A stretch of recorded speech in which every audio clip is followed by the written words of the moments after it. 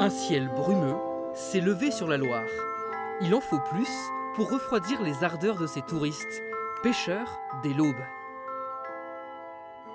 L'heure est venue de relever un premier filet. Alors, deux personnes avec moi hein, on va juste abraquer le filet sur la plage avant. Et on met tout le pêle-mêle sur le pont. Hein. Il y a du monde. Notre première prise du jour. Un barbeau qu'il faut maintenant démailler. Le poisson va avoir tendance à s'emmêler dans tout cet ensemble de mailles, quoi. Et c'est ce qu'on voit ici. Le poisson est vraiment poché. Donc l'idée, c'est de trouver le chemin inverse que lui a pu faire.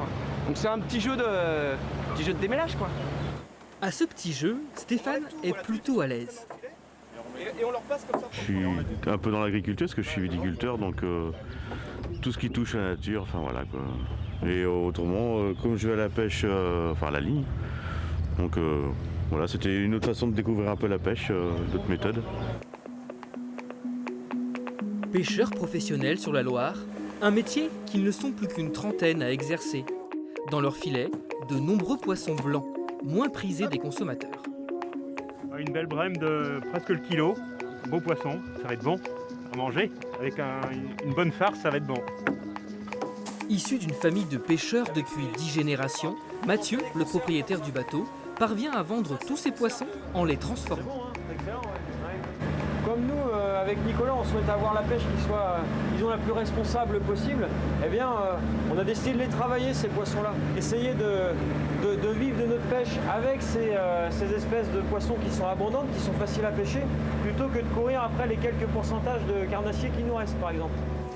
À bord de cette toux, bateau de pêche traditionnel en bois, Mathieu propose des balades touristiques tout l'été.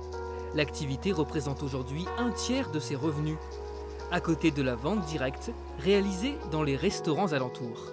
Une autre façon de transmettre savoir-faire et passion. Ça permet à la fois de faire le lien entre notre activité principale qui est la pêche, le tourisme, et puis ça nous permet de conserver aussi ce lien avec les restaurateurs quand même l'été, en poursuivant les ventes et les livraisons.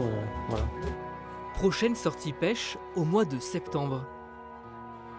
D'ici là, des balades découvertes avec apéro ou repas sont organisées tous les jours de l'été.